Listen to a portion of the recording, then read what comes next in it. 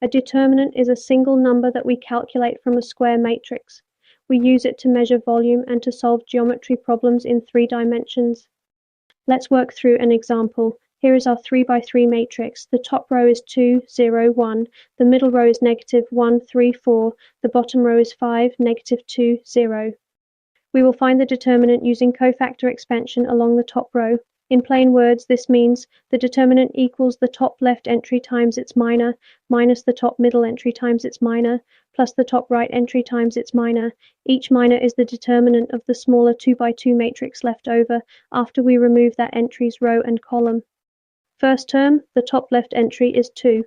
Its minor comes from rows 2 and 3, columns 2 and 3, which gives the 2 by 2 matrix, 3, 4 on top, and negative 2, 0 on the bottom. The determinant of that minor is 3 times 0 minus 4 times negative 2, which is 0 plus 8, which is 8. So the first term is 2 times 8, which is 16. Second term, the top middle entry is 0.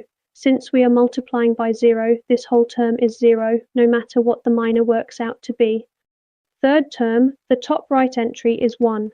Its minor comes from rows 2 and 3, columns 1 and 2, which gives the 2 by 2 matrix, negative 1, 3 on top, and 5, negative 2 on the bottom.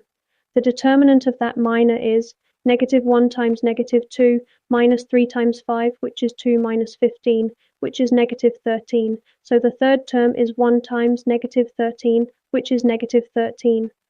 Now we add the 3 terms together. 16 minus 0 plus negative 13.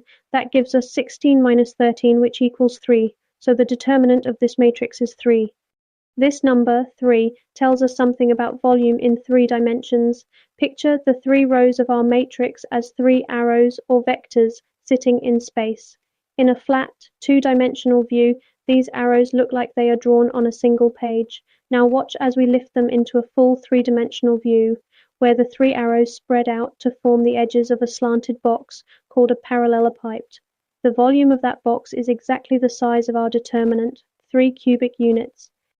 Now let's check our answer by expanding along a different row, the middle row.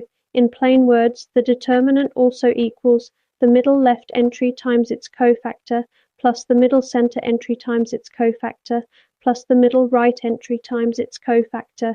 For the middle row, the signs on these cofactors alternate, negative, positive, negative. The middle left entry is negative 1. Its minor from rows 1 and 3, columns 2 and 3 is 0, 1 on top, and negative 2, 0 on the bottom. That minor's determinant is 0 times 0 minus 1 times negative 2, which equals 2.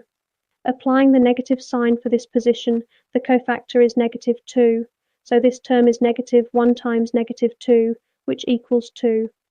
The middle center entry is 3.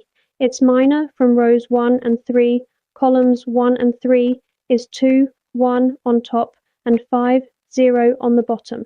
That minor's determinant is 2 times 0 minus 1 times 5, which equals negative 5. This position keeps a positive sign, so the cofactor stays negative 5. So this term is 3 times negative 5, which equals negative 15. The middle right entry is 4. Its minor from rows 1 and 3, columns 1 and 2 is 2, 0 on top, and 5, negative 2 on the bottom. That minor's determinant is 2 times negative 2 minus 0 times 5, which equals negative 4. Applying the negative sign for this position, the cofactor is 4. So this term is 4 times 4, which equals 16. Now we add these 3 new terms together, 2 plus negative 15 plus 16. That gives us 2 minus 15 plus 16, which equals 3. This matches the answer we found before using the top row. Both methods give a determinant of 3, so we can be confident the answer is correct.